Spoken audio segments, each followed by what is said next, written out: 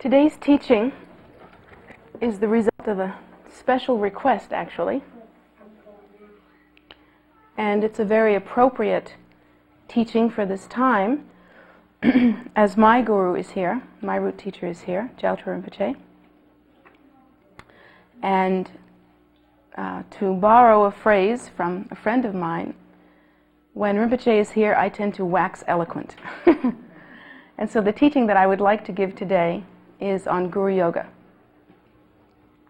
But the way that I would like to do it is from a non-traditional point of view. Actually, it is my tradition to teach you what I've learned or what I've observed through my own practice or through my own experience. And although that is very limited, and I'm the first one to admit that, still I feel that's all I really have to give you.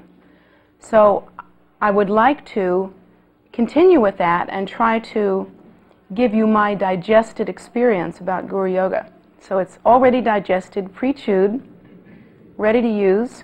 Don't have to do too much with it. Maybe just listen.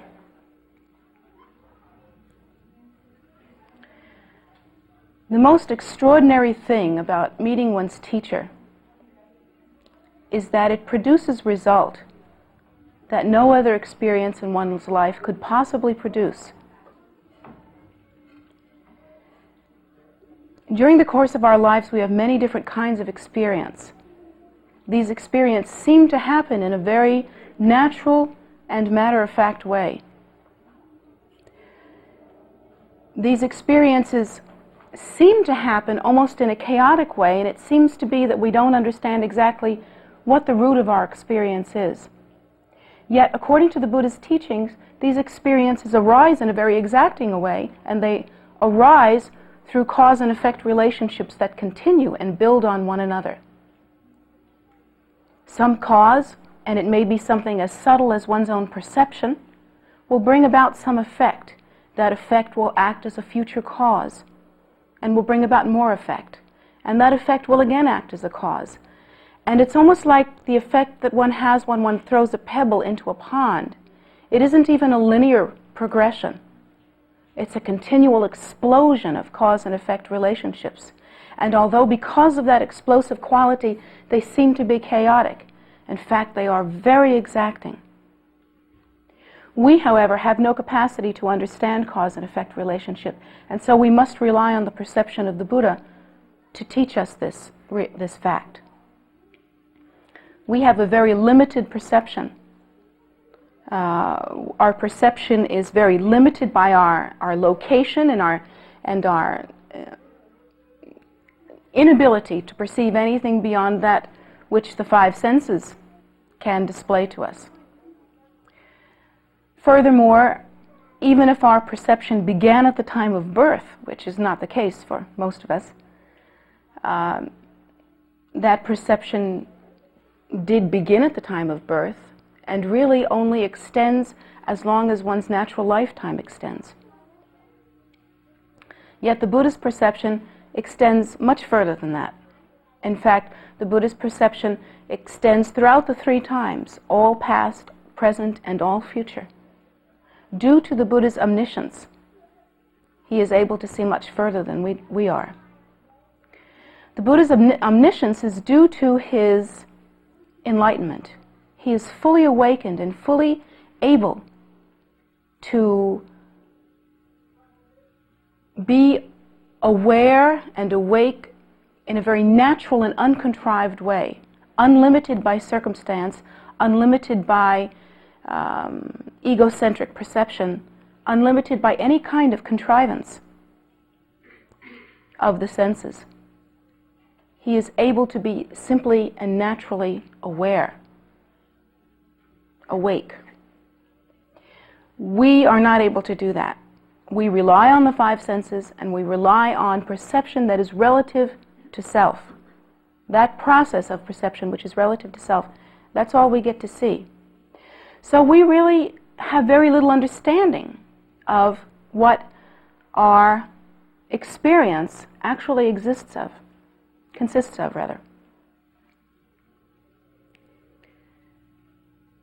If we could see more deeply, however, perhaps we would be able to see a continuum of experience that arises in a very exacting way, effect coming from cause, coming from effect, coming from cause, coming from cause, and stretching out into a time that is inconceivable. Almost beginningless time. That's the phrase that's used sometimes in the teaching. Beginningless time. But that each and every circumstance that we experience does arise from some cause. Every cause that we have ever experienced and every effect so far, we can absolutely be certain have arisen within cyclic existence and have had only the qualities and only the capacity of cyclic existence, and because of that will only result in the continuation in cyclic existence.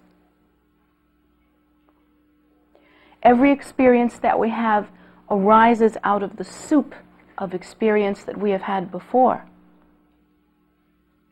Everything that we see, touch, feel, smell, or even know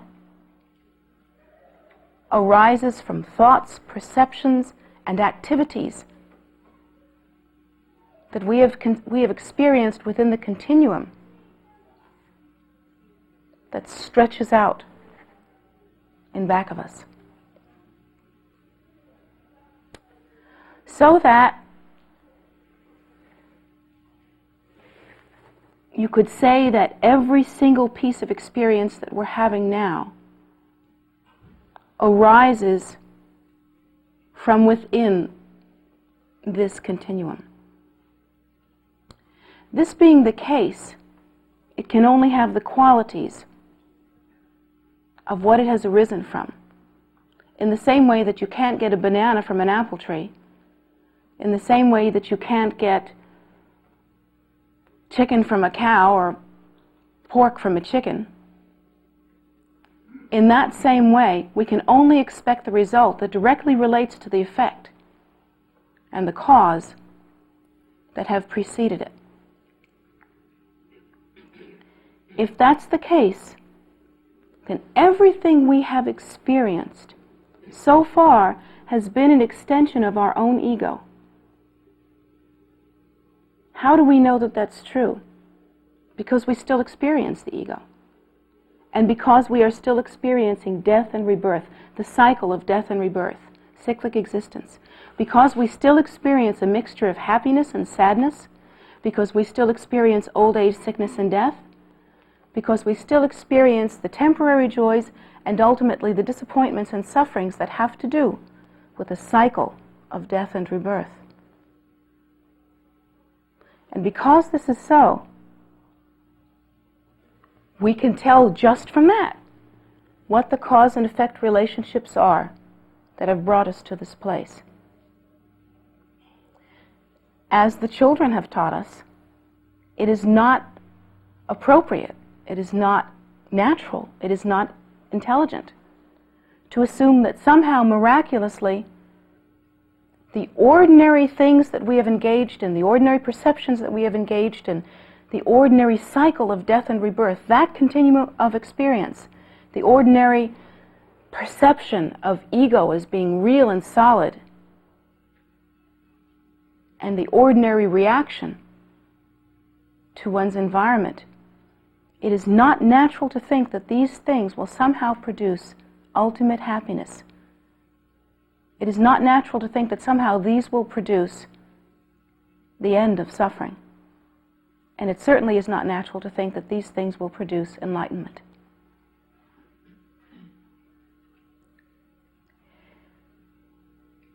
If we continue to revolve in this kind of activity without taking any action, without looking toward that which arises from enlightenment, we will continue as we are. The preciousness of one's teacher, however, is understood in this way. The teacher, if the teacher, of course, is a pure Dharma teacher, brings to us the path of enlightenment. The teacher brings to us the Buddha's teaching. Bringing to us the Buddha's teaching, the teacher must be understood as an extension of the Buddha's miraculous compassion. That is how one should see the teacher. One should understand what that is. One should, in fact, see the teacher as a function rather than an ordinary person. And to see that when one views the teacher, if the teacher is a pure Dharma teacher and teaching in a pure way, without concern for self and with compassion for others, and teaching the Buddha's path, we should see that teacher as providing a function that can be provided no other way. We should see that teacher as an activity that is intimately connected with the Buddha's great compassion.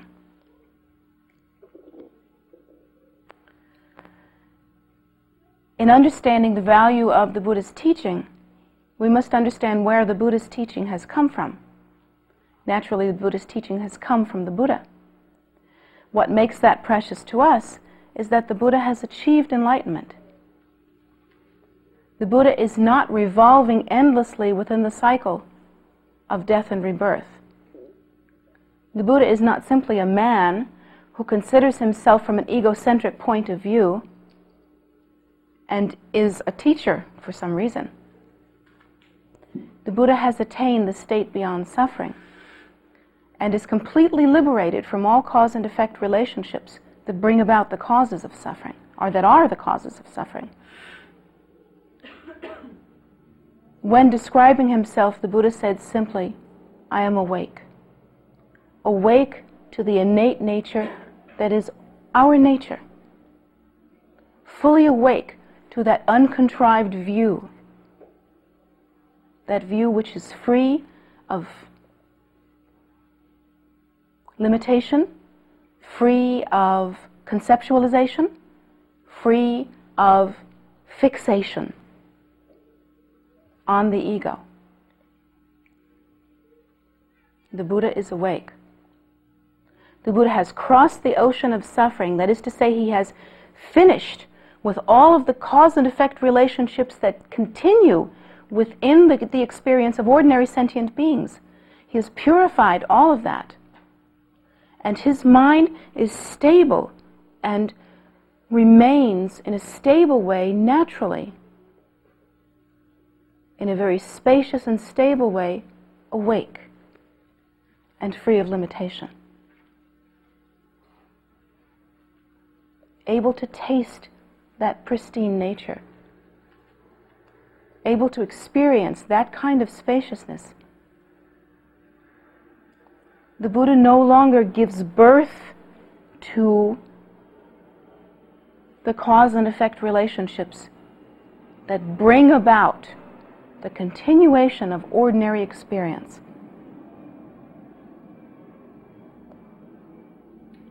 So when we hear the Buddha's teaching, we are hearing the teaching of someone who began just like us,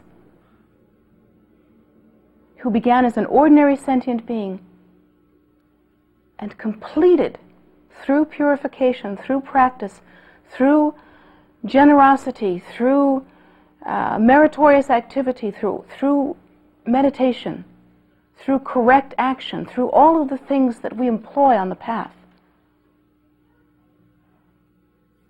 purified all ordinary perception, and like washing mud and dirt off of a crystal, was able to taste and abide spontaneously in the natural state. What the Buddha teaches, therefore, comes from that tree, must be considered like fruit that comes from that tree. The fruit, therefore, is like the tree, not different from the tree.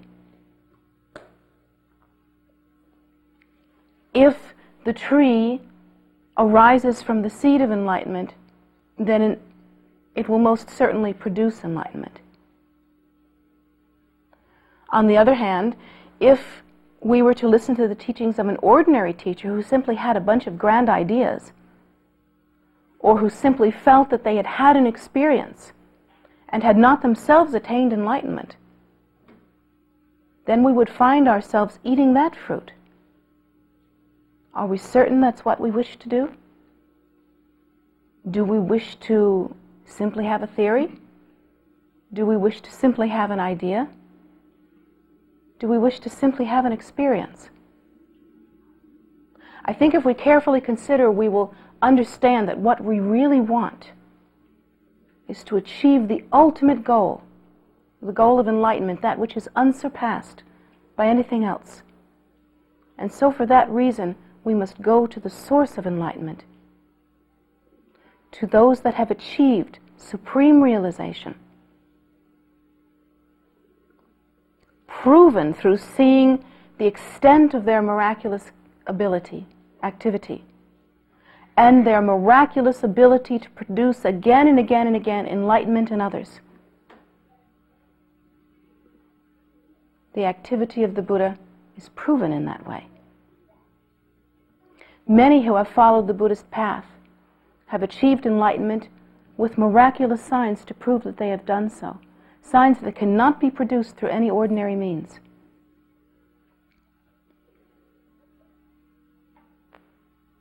So the source is most excellent, most pure, most beyond what is ordinary and human. The method, therefore, must be most extraordinary, most excellent, and completely beyond what can be called human, what can be called part of the experience of sentient beings.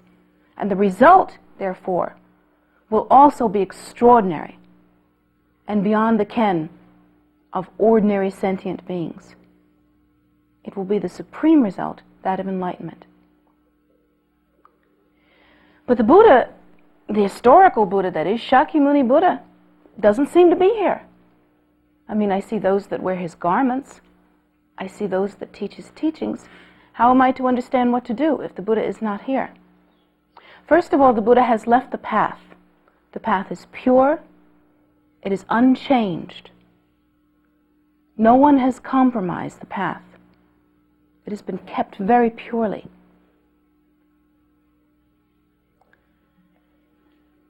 And the teaching now is being taught in its pure form by pure Dharma teachers who have accomplished the path well enough to be able to transmit the teaching and the blessing of the teaching as well.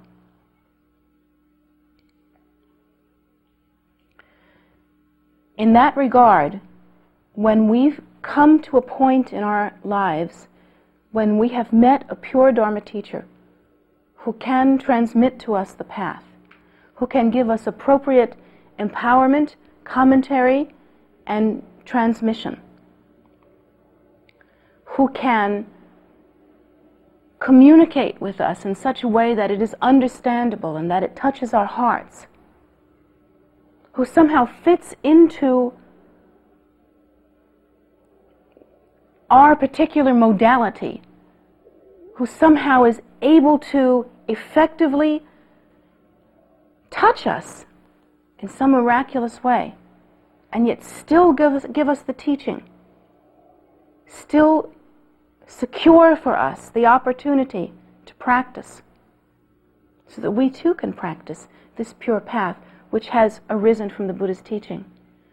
We have to understand that opportunity, and we have to understand that teacher who can give that to us as being like the door to everything. It is not the same as ordinary experience. We can do lots of things. We can eat, drink, and be merry. We can wear lots of clothes. We can buy lots of stuff.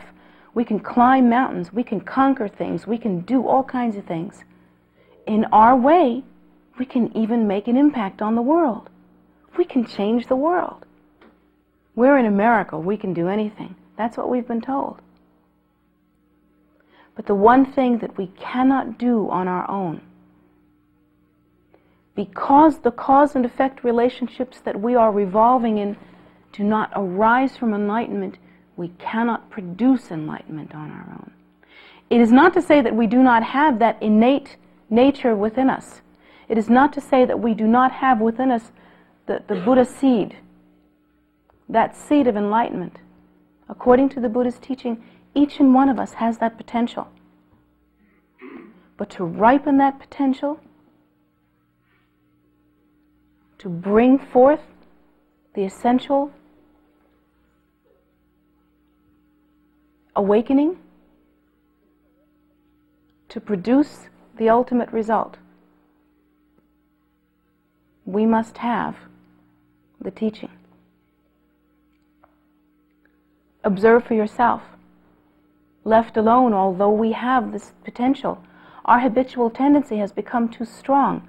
We have been revolving in cause and effect relationships and ordinary perceptions since time out of mind, and we will continue to do so. What do you do when you leave here? You continue as you continue. You do things which bring you some result, which bring more things that you think about, which bring more results. And the continuum simply continues. It always does. Endlessly. And even if we decide that here we're going to do something about ourselves, we're going to achieve some meritorious activity, we're going to be spiritual, we're going to take a stand, we're going to get ourselves together. And don't we always decide to do that in some spiritual teaching? The moment we leave the place of that teaching, we continue in our habitual way. Use that as evidence and see for yourself. Since that has always happened, isn't it likely that that will continue to happen? Well, it's not to say that your life hasn't produced some good result. You might get very mad at someone that told you that nothing that you've done so far has done you any good. That would be a really depressing thing to think. Even for myself, I'm 40 years old. I'd like to think I did some good sometime. But so far, we have not experienced enlightenment. We have not produced enlightenment by our activity. We do some things very well, and we do some things not so well. We do some things that produce happiness, and we do things that do not produce happiness. But we have not yet produced enlightenment. And so for that reason, we may find that we have to do something that is not ordinary for us, that is not normal for us. It is normal for us to continue as we are. Perhaps it is not so normal for us to engage in some kind of discipline, to engage in some kind of learning process, to engage in some sort of skillful practice of some kind to the degree that we produce change within ourselves. Our tendency would be to think that we could simply continue and somehow life would turn out all right. That's really the same as thinking that we could continue to watch an apple tree and just assume that eventually it will produce bananas. You will be watching that apple tree for a long time. And you may never get what you want. On the other hand, if we get a hold of ourselves and utilize what's in front of us, we may have some good result.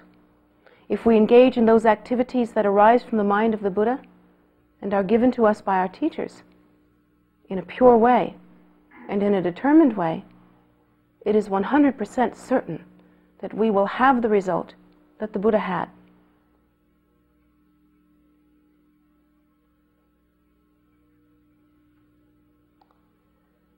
What is this to do with devotion? First of all, in order to really understand the benefits of the teacher, we must understand the predicament that we're in. And that's a tough one for us. We have to understand the faults of cyclic existence. And that's really hard to do, because we like to satisfy ourselves. We're really all trying to be happy. We like to satisfy ourselves with thinking that eventually everything will turn out all right, and we like to satisfy ourselves with thinking that by the time we die, we've produced some good. And we really try to make ourselves happy thinking like that. That's our coping mechanism. But somehow, we have to face that even though we have done some good, we've also done some bad. Even though we have done some things intelligently, we've also been very stupid. Even though sometimes we have thought ahead and planned things out and been disciplined, other times we've been thoughtless and inefficient. And one thing we've all noticed is that just when we think we've got things handled, circumstances seem to rise up and change us, change everything around us, make it impossible to keep going in the way that we think we feel comfortable in. One thing that always is true is that everything changes.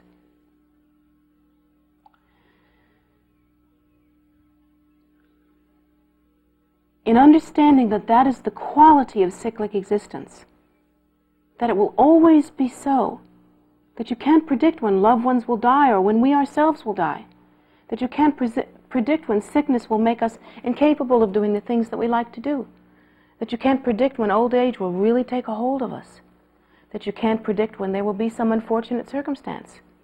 And you also can't predict happiness. You can't plan on it. Haven't you tried to do that? Haven't you said, well, I have this weekend off. I'm going to have a great weekend. I've been waiting for this weekend all week. And you think about this weekend and you think about this weekend, and then when it comes, it's gone and you didn't have much fun. Somehow you weren't in a good mood, or it just didn't work out, or you couldn't get it together, or it rained, or whatever. You can never plan on these things.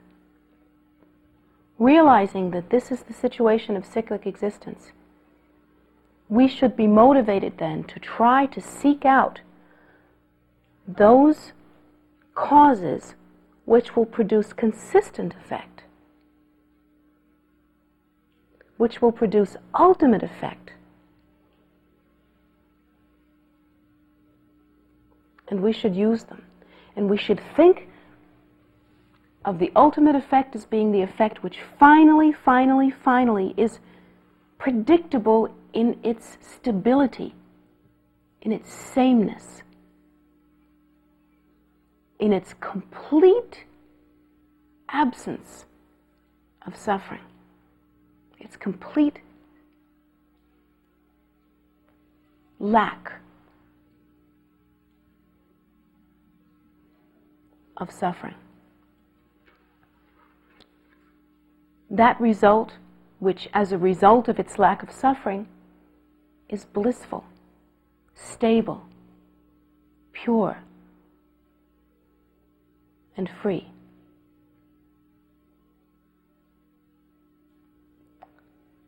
To produce that result, one cannot rely on chance, and most assuredly, one cannot rely on the ordinary things that are within cyclic existence. One must rely on a method that arises from that very state in order to be sure that it will produce that very state. And once one has considered these things, one should look for a real way to do this, not a theoretical way. It isn't enough only to think about this. One has to apply the causes. To do that, the first thing that one must do is to find a banquet at which to eat this teaching. In the same way that if you're hungry, the first thing to do is to find a place that sells food. Go to a restaurant. Doesn't help to sit around and look at pictures of food. Doesn't help to sit around and think about food. It helps to eat.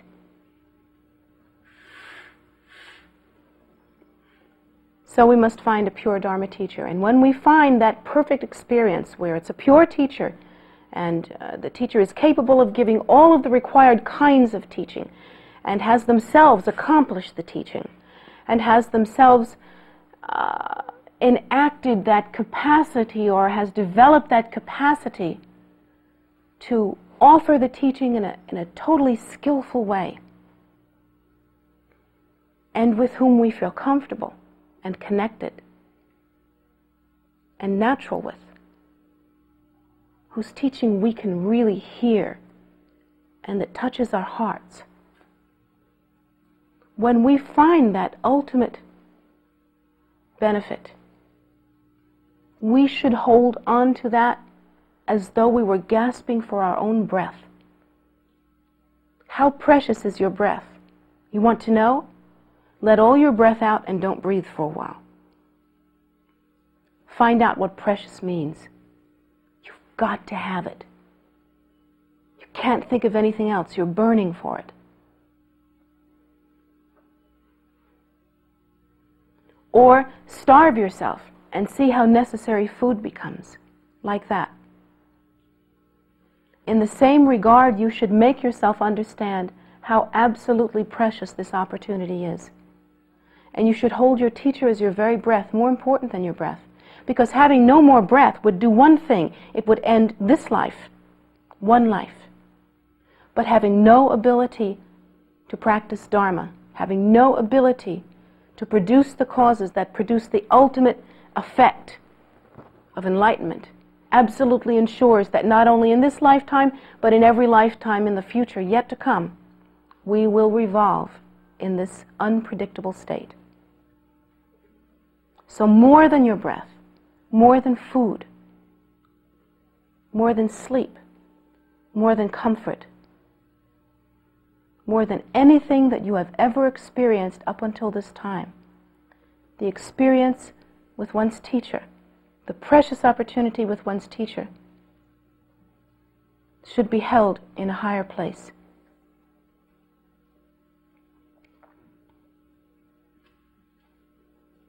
All of these things that I have named produce only benefit for now. How devoted do we get to food when we're really hungry? You've been really hungry, although here in America I'm not sure people really get really hungry.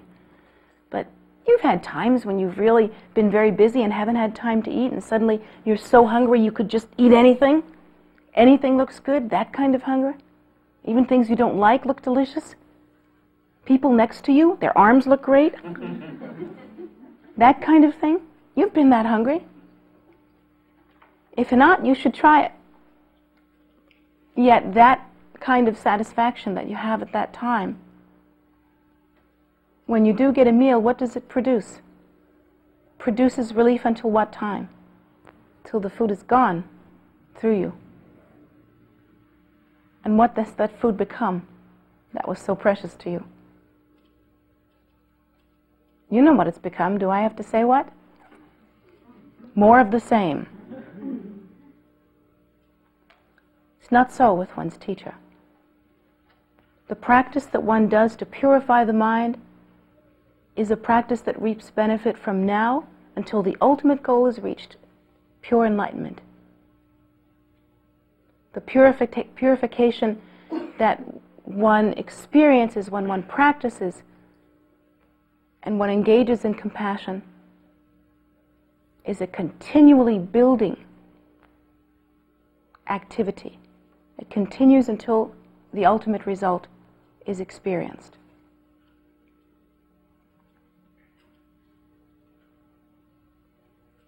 Once one achieves some result in one's Dharma practice, the result doesn't go away. The continuum of experience becomes purer, more subtle.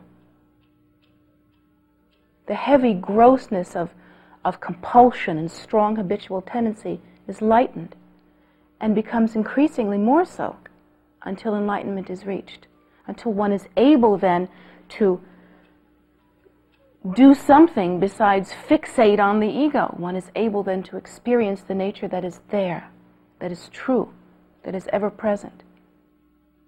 And all of this is a result of the transmission and the help, the milk, the nectar that is given to us by our teachers.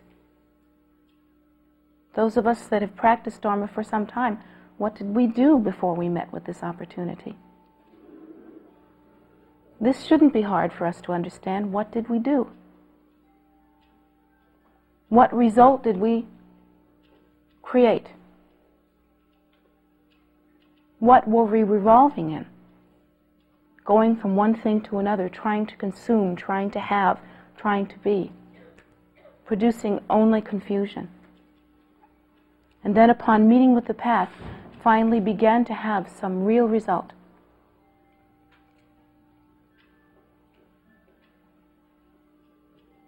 So we have to think of our teacher like that. When we have that opportunity, we should think how in the world we could take the best opportunity. How in the world can we make this a part of us?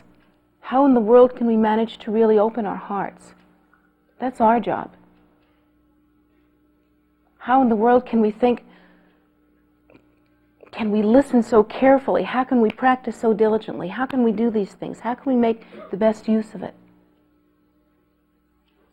In the same way that we delight to sit down to a meal when we're really hungry, and we think of the tastes that we're going to experience and think of the health that this meal is going to bring us, with that same delight, we should experience the relationship with our teacher. And we shouldn't back off from it. We should continue with courage and persevere.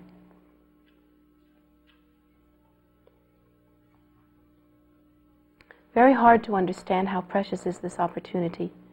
Because we have such ordinary view, because we have such strong habitual tendencies, we see everything as being the same. So hard for us to see what's really precious. We continue to see what we continue to see, and we're almost mindless about it. In order to explain how this happens, I would like to borrow a line from a song that I used to play again and again and again because I loved it a long time ago.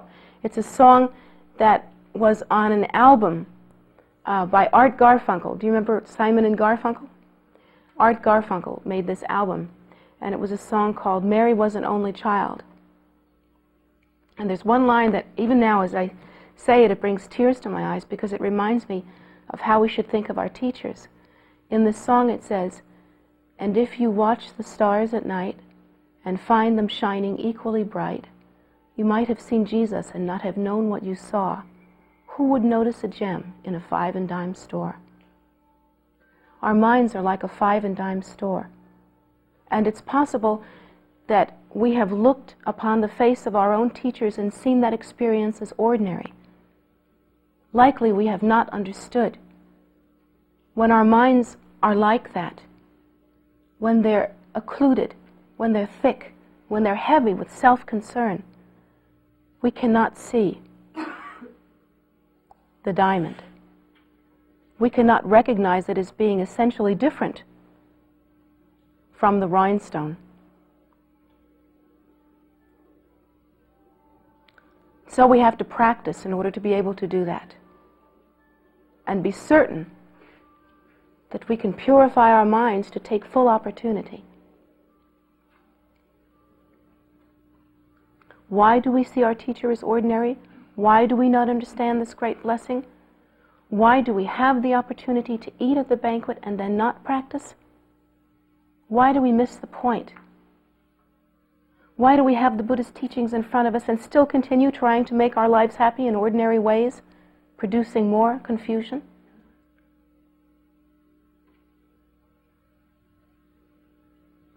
We are fixated on our own egos, believing them to be solid and real. This fixation is so intense and has occurred since time out of mind to the degree that it has become not only habitual tendency, but compulsion. It is the same tendency that causes us to fixate on our ego and therefore never taste our own true nature that causes us to see our teachers as ordinary people. To the degree that we cannot see our own Buddha nature, we cannot understand the nature of our teachers, cannot see that they are actually extensions of Lord Buddha's miraculous compassion, cannot understand the preciousness and uniqueness of this opportunity. To the degree that we are unknowing of our own primordial wisdom nature, to that degree we are incapable of taking advantage of the opportunity to practice. It is the same fault of ours that makes us believe that this ego is what we are. The same one that looks at this and says, this is all there is. This is what I see and I believe in, and what I act in accordance with. It is the same part of us that does this, the same fixation that causes us to look at the teacher and the teaching and the concept of having the ultimate result and say, so what? The same. What should we do then? We should get a hold of ourselves. We should allow ourselves to understand that we don't have the whole picture. We perceive now according to the five senses, and believe me, those five senses, don't believe me, believe the Buddha. Those five senses are an extension of our ego. Only that. And yet the Buddha is able to perceive with pristine cognition, free of any kind of contrivance, simple awareness, natural awareness, and complete omniscience of all cause and effect relationships.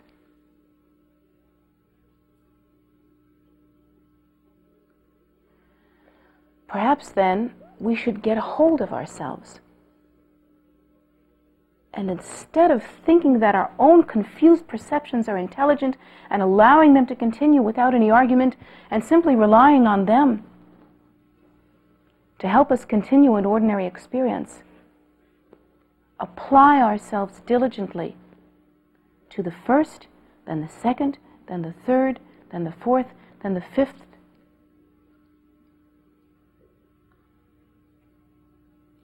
teaching that we can receive from our teacher, which comes directly from the Buddha,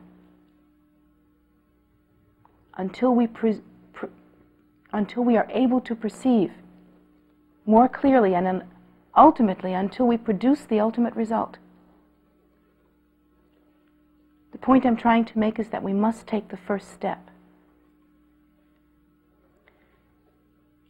And we should take that first step with confidence and diligence and courage. And that courage means that it may not feel natural to us. It may be a real departure from our ordinary experience. But it would have to be to produce the extraordinary result. If all we want to do is stay within our comfort zone and continue to have our ordinary experience, what will that produce? And that is the point that I'm trying to make today.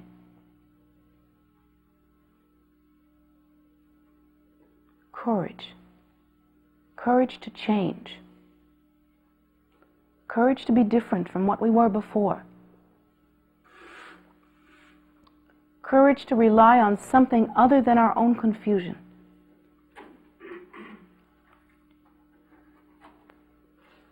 This is the method that we must apply with diligence. And in order to do that, we must rely on our teachers. If they have within their hands the path, and through their kindness are willing to give us the path that has always produced, when practiced correctly, the ultimate result of liberation, we have the responsibility of developing the courage to accept that gift. And not only to accept it, to run toward it, to reach for it, to yearn for it, and to increase our yearning and our reaching every moment.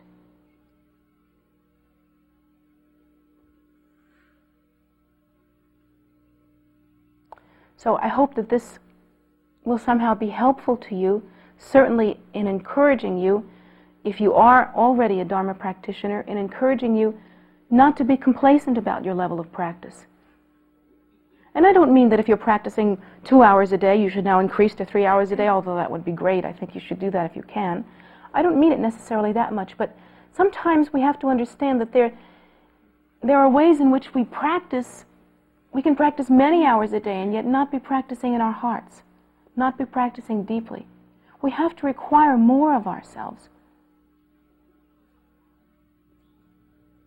It has to be a continual level of mindfulness, attentiveness, devotion, and concern, and courage.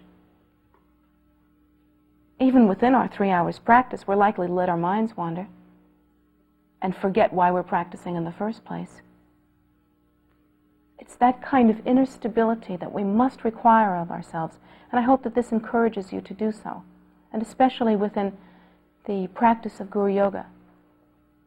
For those of us that are thinking about practicing the Buddha's teaching, or thinking about practicing some meditation, or practice a little of this and a little bit of that, I hope that this is helpful too, especially in regard to the information that I've given you about cause and effect relationships and about what you're likely to produce with questionable causes. Remember that you will produce exactly according to the cause that you institute within your own mind. And those causes which arise from enlightenment will produce enlightenment. So hopefully this will encourage you to question further, to see for yourself whether you are not finished with the cycle of death and rebirth and wishing very much to go on to liberation. Whether or not you yourself can't look around the world and see if hasn't there been enough suffering? Hasn't there simply been enough? And maybe in that regard can produce in yourself the courage to go on in an exacting, disciplined, and courageous way. So I hope that this will be of help to you in crossing those lines and in continuing with faith. Na, na, na.